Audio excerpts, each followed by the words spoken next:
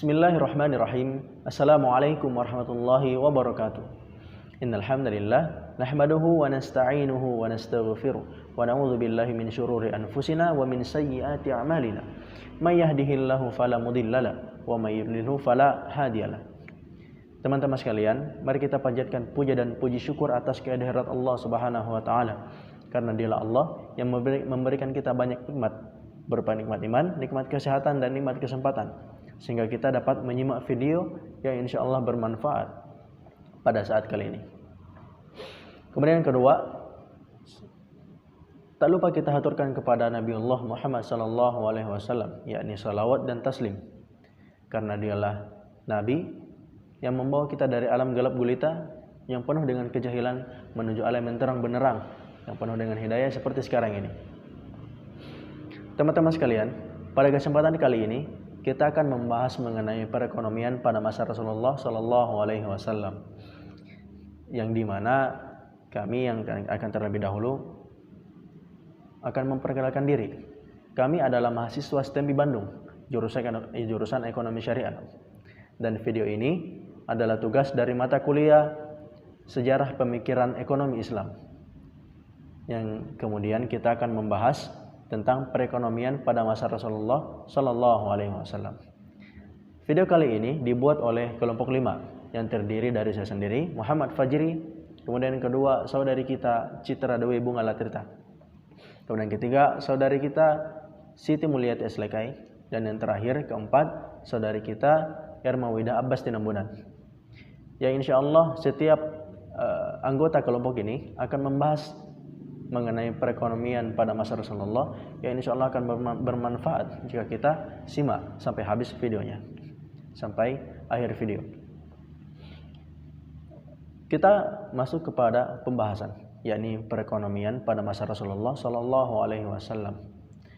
Teman-teman sekalian, perlu kita ketahui bahwasanya Islam muncul membuka zaman baru, membuka lembaran baru dalam kehidupan dalam sejarah kehidupan manusia. Dan juga di sisi lain, lahirnya Rasulullah SAW adalah peristiwa yang tidak ada tandingannya. Beliau adalah utusan Allah Subhanahu wa taala yang terakhir, dan yang kemudian sebagai rahmatan lil alamin, rahmat bagi seluruh alam, bagi seluruh manusia. Teman-teman sekalian, pada pemateri selanjutnya dan hingga akhir video kita akan mengetahui bahwasanya bagaimana sih perekonomian pada masa Rasulullah SAW, bagaimana sih perkembangan perekonomian pada masa Rasulullah SAW, dan apa aja sih yang ada pada saat perekonomian pada masa Rasulullah SAW. Oleh karena itu, mari kita beranjak kepada pemateri selanjutnya, yakni saudari kita Citra Dewi Bunga Latirta. Kemudian nanti akan dilanjutkan oleh saudari kita Siti Mulyati Eslekai, dan pemateri terakhir adalah saudari kita Ermawida Abbas Tinambunan. Mari kita menyimak pembahasan selanjutnya. Baik, saya akan menjelaskan pembahasan yang pertama, yaitu awal pemerintahan Islam. Kehidupan Rasulullah dan masyarakat Muslim di masa beliau adalah teladan yang paling baik implementasinya dalam Islam, termasuk dalam bidang ekonomi. Pada periode Mekah, masyarakat Muslim belum sempat membangun perekonomian, sebab pada masa itu penuh dengan perjuangan untuk mempertahankan diri dari intimidasi orang-orang Quraisy. Barulah pada periode Madinah, Rasulullah memimpin sendiri membangun masyarakat Madinah sehingga menjadi masyarakat sejahtera dan beradab. Meskipun perekonomian pada masa beliau relatif masih sederhana, namun beliau telah menunjukkan prinsip-prinsip yang mendasar bagi pengelolaan ekonomi. Karakter umum dari perekonomian pada masa itu adalah komitmennya. Dengan komitmennya yang tinggi terhadap etika dan norma serta perhatiannya yang besar terhadap keadilan dan pemerataan kekayaan. Usaha-usaha ekonomi harus dilakukan secara etis dalam bingkai syariah Islam. Sementara sumber daya ekonomi tidak boleh menumpuk segelintir orang, melainkan harus beredar bagi kesejahteraan seluruh umat. Pasar menduduki peranan penting sebagai mekanisme ekonomi, namun pemerintah dan masyarakat juga bertindak aktif dalam mewujudkan kesejahteraan dan menegakkan keadilan. Kegiatan ekonomi Paras relatif menonjol pada masa itu, di mana untuk menjaga agar mekanisme pasar tetap berada dalam bingkai etika dan moralis Islam, Rasulullah mendirikan Al-Hizbah. Al-Hizbah sendiri adalah institusi yang bertugas sebagai pengawas pasar Rasulullah, yang juga membentuk Baitul Mal, sebuah institusi yang bertindak sebagai pengelola keuangan negara. Baitul Mal ini memegang peranan yang sangat penting bagi perekonomian, termasuk dalam melakukan kebijakan yang bertujuan untuk kesejahteraan masyarakat. Rasulullah mengawali pembangunan Madinah dengan tanpa sumber keuangan yang pasti, sementara distribusi kekayaan juga timpang. Selanjutnya, untuk memutar roda perekonomian, Rasulullah mendorong kerjasama usaha di antara anggota masyarakat, misalnya muzara'ah, mudarobah, musyaqqah, dan lain-lain, sehingga terjadi peningkatan produktivitas. Namun sejalan dengan perkembangannya masyarakat muslim, maka sumber penerimaan negara juga menjadi meningkat. Sumber pemasukan negara berasal dari beberapa sumber, namun yang paling pokok adalah zakat dan ushur. Secara garis besar, pemasukan negara ini dapat digolongkan bersumber dari umat Islam sendiri, non-muslim, dan umum. Beberapa sumber pendapatan yang tidak terlalu besar berasal dari beberapa sumber, misalnya tebusan tawanan perang, pinjaman dari kaum muslim, humus atau rikas harta karun temuan pada periode sebelum Islam, pajak bagi kaum muslimin kaya dalam rangka menutupi pengeluaran negara selama masa darurat, zakat fitrah, kafarat, maupun sedekah dari kaum muslimin. Sebelum Islam datang, situasi kota Yathrib sangat tidak menentu karena tidak mempunyai pemimpin yang berdaulat penuh. Hukum pemerintahannya pun tidak pernah berdiri tegak dan masyarakatnya hidup dalam ketidakpastian. Oleh karena itu, beberapa kelompok penduduk kota Yathrib menemui Nabi Muhammad SAW yang memiliki sifat al-amin atau terpercaya untuk menjadi pemimpin mereka. Dalam catatan sejarah, pertemuan tersebut berlangsung selama 2 kali, yakni pada tahun 12 kenabian yang dikenal dengan Baiat Aqobah pertama dan tahun 13 kenabian yang dikenal dengan Baiat Aqobah kedua. Atas dasar kedua baiat tersebut, dan setelah mendapat perintah dari Allah Subhanahu wa taala, Nabi Muhammad SAW berhijrah dari kota Mekah ke kota Yathrib sesuai dengan perjanjian. Di kota yang sangat subur ini, Rasulullah disambut dengan hangat serta diangkat sebagai pemimpin kota Yathrib yang sejak itu berubah nama menjadi kota Madinah. Dalam waktu yang singkat, Rasulullah SAW telah menjadi pemimpin sebuah komunitas kecil yang jumlahnya terus bertambah hingga Rasulullah pun menjadi pemimpin bangsa Madinah. Setelah memimpin, Rasulullah SAW segera melakukan perubahan dalam menata kehidupan masyarakat Madinah berdasarkan nilai-nilai Qur'ani. Oleh karena itu, Rasulullah SAW perlahan-lahan mengatasi berbagai masalah utama tanpa bergantung pada faktor keuangan. Dalam hal itu, Rasulullah melakukan langkah-langkahnya, yaitu yang pertama, membangun masjid. Setibanya Rasulullah SAW di kota Madinah, tugas utama yang dilakukan adalah mendirikan masjid yang merupakan asas utama dan terpenting dalam pembentukan masyarakat muslim. Tanah yang digunakan untuk membangun masjid adalah sumbangan dari Abu Bakar radhiyallahu anhu. Pembangunan masjid dilakukan dengan menggunakan struktur yang sangat sederhana. Selain sebagai tempat ibadah, masjid yang di kemudian hari dikenal dengan Masjid Nabawi ini juga berfungsi sebagai Islamic Center yang mana semua aktivitas kaum muslimin dipusatkan di tempat ini. Dengan demikian, Rasulullah SAW dapat menghindari pengeluaran yang sangat besar untuk membangun infrastruktur dengan negara Madinah yang baru dibentuk. Yang kedua, merehabilitasi kaum muhajirin. Setelah mendirikan masjid, tugas berikutnya yang dilakukan Rasulullah SAW adalah memperbaiki tingkat kehidupan sosial dan ekonomi kaum muhajirin atau penduduk Mekah yang berhijrah ke Madinah. Untuk memperbaiki keadaan ini, dan menghindari kemungkinan munculnya dampak negatif di kemudian hari. Rasulullah menetapkan kebijaksanaan yang arif dan bijaksana, yakni dengan cara menanamkan tali persaudaraan antara kaum muhajirin dengan kaum ansor. Dengan demikian, ukhuwah ini juga didasarkan pada prinsip-prinsip material.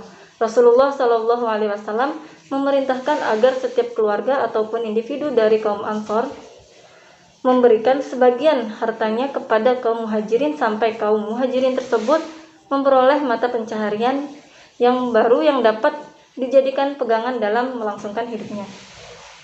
Yang ketiga, membuat konstitusi negara.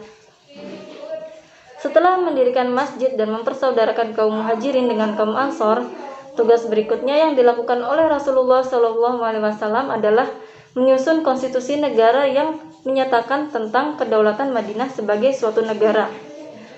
Dalam konstitusi negara Madinah ini, pemerintah menegaskan tentang hak, kewajiban, dan tanggung jawab setiap warga negara, baik muslim maupun non-muslim, serta sistem pertahanan dan keamanan negara sesuai dengan prinsip-prinsip Islam. Setiap orang dilarang melakukan aktivitas yang dapat mengganggu stabilitas dan kehidupan manusia dan alam. Dalam rangka ini, Rasulullah melarang setiap individu untuk memotong rumput, menebang pohon, atau membawa masuk senjata untuk tujuan kekerasan ataupun peperangan di sekitar kota Madinah. Yang keempat, meletakkan dasar-dasar sistem keuangan negara. Setelah melakukan upaya dan stabilitas di bidang sosial, politik, serta pertahanan dan keamanan, Rasulullah meletakkan dasar-dasar sistem keuangan negara sesuai dengan ketentuan-ketentuan Al-Quran. Baiklah, di sini saya akan melanjutkan materi sebelumnya yang berkaitan tentang pemikiran ekonomi pada zaman Rasulullah SAW.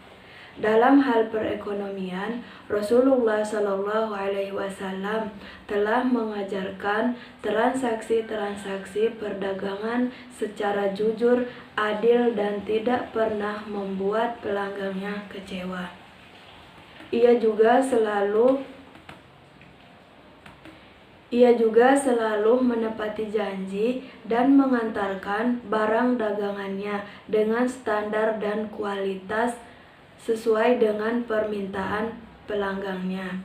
Selain itu, ada beberapa larangan yang dilakukan oleh Rasulullah SAW. Larangan tersebut diantaranya yang pertama adalah larangan najasi. Larangan najasi adalah sebuah praktik dagangan di mana seorang penjual menyuruh orang lain untuk memuji barang dagangannya atau membeli barang dagangannya. Najasi ini dilarang oleh Rasulullah SAW karena dapat menaikkan harga barang-barang yang dibutuhkan oleh para pembeli. Larangan yang kedua adalah larangan bai'bad al-bad, yang mana praktik bisnis ini adalah dengan melakukan lompatan ataupun penurunan harga oleh seseorang di mana kedua belah pihak yang terlibat dalam tawar-menawar masih dalam tahap negosiasi atau baru akan menyelesaikan penetapan harga.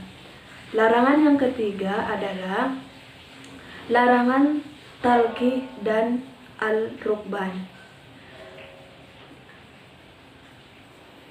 Praktik ini adalah dengan cara mencegat orang-orang yang membawa barang dari desa dan membeli barang tersebut sebelum tiba di pasar.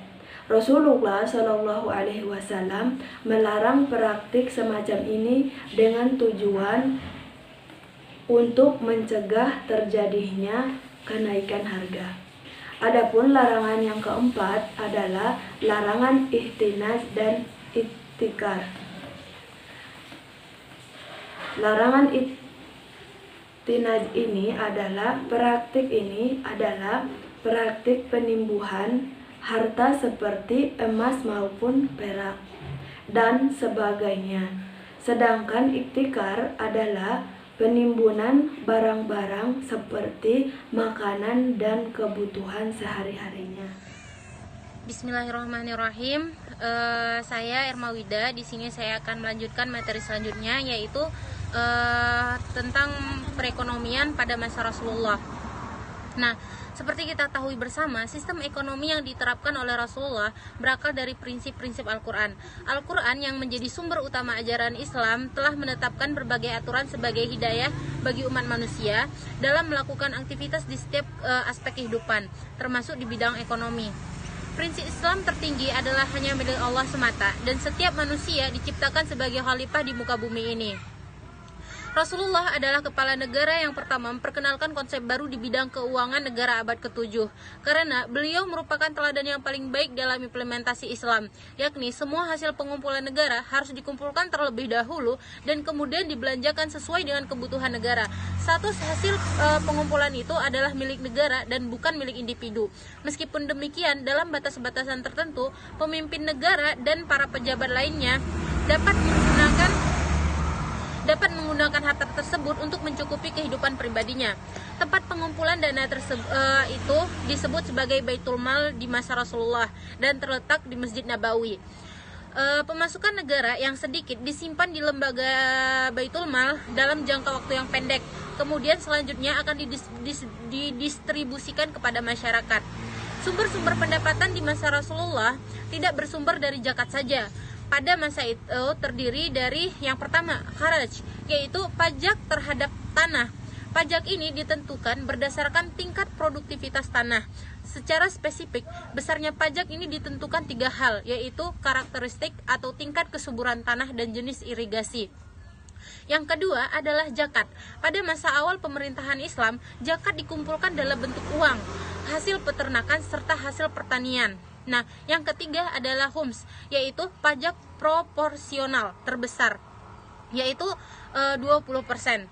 Kemudian yang keempat adalah jizyah, yaitu pajak yang dibebankan kepada orang-orang non-muslim sebagai pengganti layanan sosial ekonomi dan jaminan perlindungan keamanan negara Islam. Kemudian yang kelima adalah penerimaan ian seperti kafarah dan harta waris dari orang yang menjadi ahli waris. Pada masa Rasulullah, Baitul Mal dialokasikan untuk penyebaran Islam, pendidikan kebudayaan, pengembangan ilmu, pengetahuan, serta pembangunan infrastruktur dan lainnya seperti pembangunan armada perang dan keamanan, serta pelayanan kesejahteraan sosial. Seluruh alokasi tersebut, dana Baitul Mal mempunyai dampak terhadap pertumbuhan ekonomi, baik secara langsung maupun tidak langsung. Penyebaran Islam ini juga akan dapat meningkatkan Baitul Mal. Pada masa Rasulullah, catatan pengeluaran secara rinci belum ada. Namun demikian, tidak bisa disimpulkan bahwa sistem keuangan tidak dijalankan semestinya. Dalam banyak kasus, pencatatan diserahkan kepada pengepul zakat dan setiap orang umumnya terlatih dalam masalah pengumpulan zakat. Setiap perhitungan yang telah ada disimpan dan diperiksa oleh Rasulullah SAW. Lalu, ia juga menyita setiap hadiah yang diterima oleh pengepul zakat, sekaligus memberikan teguran kepadanya.